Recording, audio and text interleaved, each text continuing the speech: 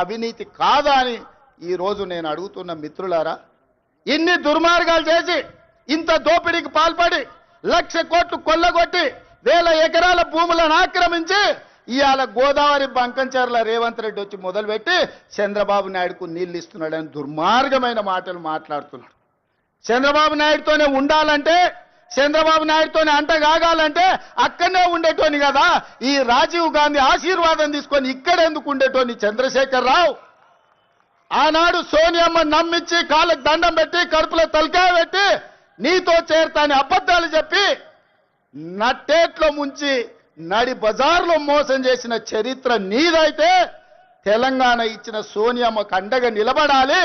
ఆమె బిడ్డగా ఈ తెలంగాణలో ప్రజా ప్రభుత్వాన్ని తేవాలి అని చంద్రబాబు నాయుడును కాదనుకొని ఇవాళ కాంగ్రెస్ పార్టీలో చేరి ప్రజా ప్రభుత్వం రావడానికి మీ అందరితో కలిసి కదం కదం కలిపిన మిత్రులారా, ఇవాళ నేను అడుగుతున్న సూటిగా చంద్రశేఖర్ రావును, నిజంగా నీకు ధైర్యం ఉంటే, నీలో నీతి నిజాయితీ ఉంటే, చిత్తశుద్ధి ఉంటే గోదావరి బంకంచెర్ల గోదావరి నది జలాల మీద శాసనసభలో చర్చ పెడదాం. స్పీకర్కు లేఖ రాయి నువ్వు చెప్పిన తారీఖు నాడు అసెంబ్లీ పెట్టించే బాధ్యత మా శ్రీధర్ బాబు గారు తీసుకుంటారు. నువ్వు నేను చర్చ చేద్దాం. గోదావరి జలాలలో తెలంగాణకు అన్యాయం చేసింది ఎవరు? ప్రాణహిత చేవళ్లను తరలించే 1,00,000 కోట్లు దోసుకున్నది ఎవడు? ఇవాళ గోదావరి బంకంచెర్లలో 3,000 టీఎంసీ సముద్రంలో పోతున్నాయి. రాయలసీమకు తరలించమని చెప్పింది నువ్వు కాదా? 2016లో మొత్తం వివరాలతో నేను వస్తా. నువ్వు సిద్ధంగా ఉన్నావా? నువ్వు చెప్పినాకనే కదా ఉమాభారతి గారి ఆదేశాల మేరకు చంద్రబాబు నాయుడు గారు 2016లో ఆనాడు జీవో ఇచ్చిండు. గోదావరి నుంచి బంకంచెర్లకు నీళ్లు తరలించడానికి, హంద్రీ నీవాకు 400 టీఎంసీలు తరలించడానికి 2016లోనే జీవో ఇచ్చిన మాట వాస్తవం కాదా? 2018లో వ్యాప్కోస్ను నియమించింది నిజం కాదా? వ్యాప్కోస్ సంస్థ 400 టీఎంసీలు గోదావరి జలాలను హంద్రీ నీవాకు బంకంచెర్ల ద్వారా తరలించడానికి ప్రాజెక్టు రిపోర్ట్ ఇచ్చిన మాట వాస్తవం కాదా? ఇవన్నీ నీ నాయకత్వంలో నువ్వు ఇచ్చిన బోడి ఉచిత సలహాలతోటి ఈరోజు గోదావరిలో 3,000 టీఎంసీలు నీళ్లు సముద్రంలో పోతున్నాయని నీ దిక్కుమాలిన సూచనలతోనే ఈరోజు ఈ దరిద్రం దాపరించిన మాట నిజం కాదా? ఇవాళ నువ్వు చర్చకు సిద్ధంగా ఉన్నావా? గోదావరి జలాలను రాయలసీమకు తరలించకపోండి రోజమ్మ పెట్టిన రాగి సంకటి రొయ్యల పులుసు తిని రాయలసీమను రతనాల సీమ చేస్తా అని చెప్పిన చవటవు నువ్వు కాదా అని నేను అడుగుతున్నా. నీకు జీవితం ఇచ్చి, నీకు బతకడానికి నీడనిచ్చి, నిన్ను ప్రజాప్రతినిధిగా చేసి తెలంగాణ ముఖ్యమంత్రిని చేసిన తెలంగాణని ఎడారిగా మార్చి వందలాది గోదావరి టీఎంసీల నీళ్లను రాయలసీమకు తరలించమని చెప్పింది నువ్వు కాదా?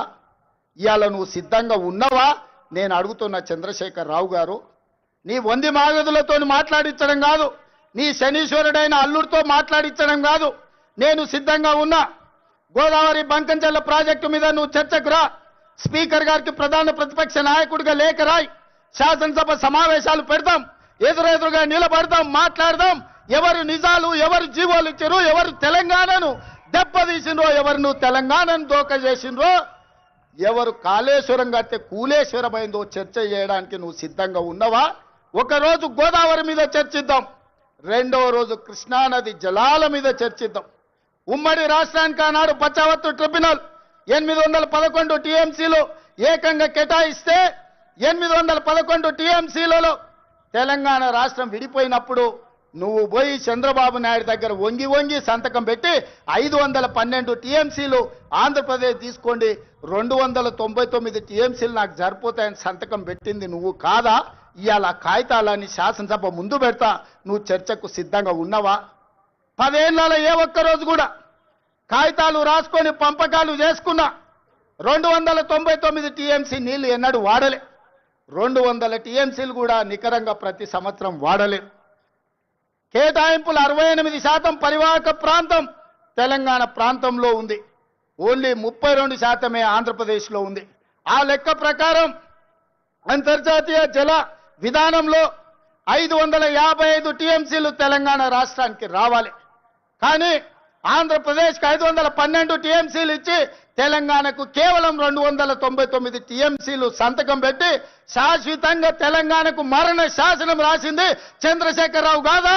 సంతకాలతో సహా ఆధారాలతో సహా అసెంబ్లీకి వస్తా, చర్చించడానికి నువ్వు సిద్ధంగా ఉన్నవా అని నేను అడుగుతున్నా. ఆనాడు నువ్వు ముఖ్యమంత్రి ఉన్నప్పుడే రాయలసీమలో ముచ్చుమర్రి కట్టింది చంద్రబాబు నాయుడు, నిజం కాదా? ఆనాడు నువ్వు అధికారంలో ఉన్నప్పుడే జగన్మోహన్ రెడ్డి ఇదే ప్రగతి భవన్ లో రాయలసీమ లిఫ్ట్ ఇరిగేషన్ కు జీవోలు ఇచ్చి టెండర్లు పిలిచింది, నిజం కాదా? పోతిరెడ్డి పాడు పొక్కను పెద్దది చేసి రోజుకు 10 టీఎంసీల నీళ్లను తరలించకపోవడానికి సంతకాలు చేసి ప్రణాళికలు అమలు చేసింది నువ్వు ముఖ్యమంత్రిగా ఉన్నప్పుడు కాదా? ఆధారాలతో సహా నేను వస్తా, నువ్వు రా చర్చకు. కృష్ణా నది మీద మనకు నువ్వు రావాల్సిన నీళ్లను శాశ్వతంగా ఆంధ్రప్రదేశ్కు తాకట్టు పెట్టి తెలంగాణ రైతాంగం మీద మరణ శాసనం రాసింది నువ్వు కాదా? చేసిన తప్పులను కప్పుపుచ్చుకొని మొక్కం జల్లక ఫామ్ హౌస్లో పడుకొని ఇవాళ నీ అల్లుడిని ఊరి మీద వదిలేసి అచ్చోసిన ఆంబోతులాక నన్ను తిడుతున్నాడు. నేనేం చేసినా? నేను వచ్చినాక సీతారామక్క నీటికి 65 టీఎంసీల కేటాయింపులు తీసుకొచ్చిన. ఇవాళ సమ్మక్క సారలమ్మ ప్రాజెక్టు నీటి కేటాయింపుల కోసం మోడీతో కొట్లాడుతున్నా. నువ్వు వదిలేసిన తుమ్మిడి ఏటిని ఇవాళ ఎట్లయినా కట్టి ఆ తుమ్మిడి ఏటి ద్వారా శ్రీపాద ఎల్లంపల్లి శ్రీరామ్ సాగర్ కు నీళ్లు తెచ్చి ఈ రోజు ఉత్తర తెలంగాణను సస్యం సామలం చేయాలని నేను ప్రయత్నం చేస్తున్నా. నువ్వు ఆపేసిన పాలమూరు కావచ్చు, నువ్వు ఆపేసిన కల్వకుర్తి కావచ్చు, నువ్వు వదిలేసిన నెట్టంపాడు కావచ్చు, నువ్వు నిర్లక్ష్యం వహించిన బీమా ప్రాజెక్టులను పూర్తి చెయ్యాలని ఈరోజు నేను నిరంతరం ప్రయత్నం చేస్తున్నా. నీ తప్పిదాలను కప్పిపుచ్చుకోవడానికి ఎవడు చెప్పిండంట ఆయనకు, నీకిగా సంజీవిని గోదావరి జలాలే అని, సచ్చినోని బతికిచ్చేది గోదావరి జలాలే అని. అసెంబ్లీ అప్పుడు అధికారం పోయింది, పార్లమెంట్ అప్పుడు డిపాజిట్లు పోయినాయి, 0 వచ్చింది. శాసన మండలికి వచ్చే వరకల్లా పోటీ చేయడానికి అభ్యర్థులు దొరకలేదు. తెలంగాణలో పార్టీ చచ్చిపోయింది, సచ్చిన పాము.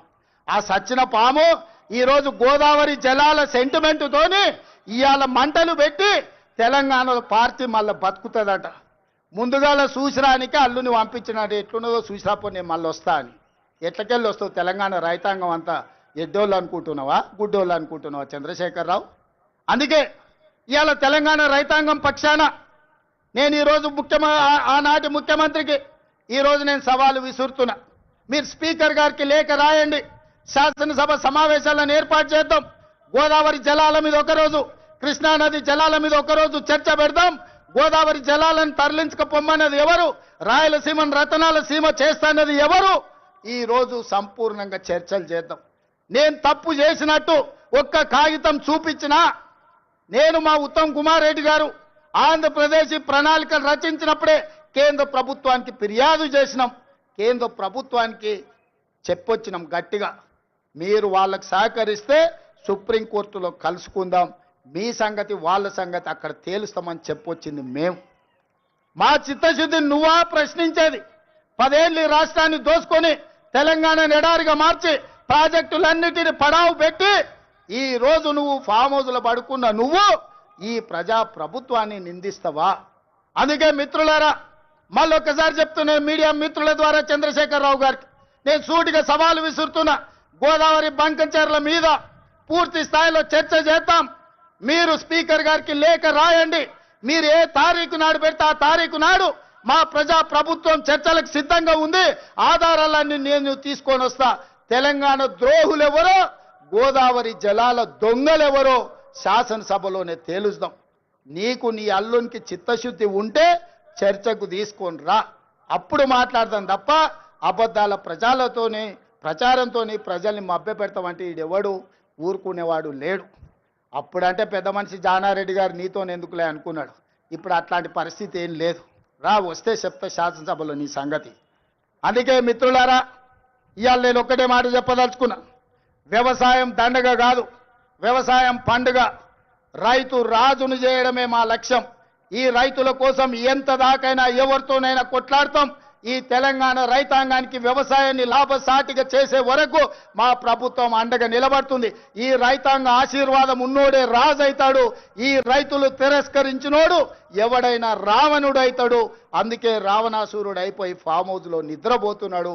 ఇవాళ రైతును రాజు చేసే ప్రభుత్వం ఈ వేదిక మీద ఉన్నది.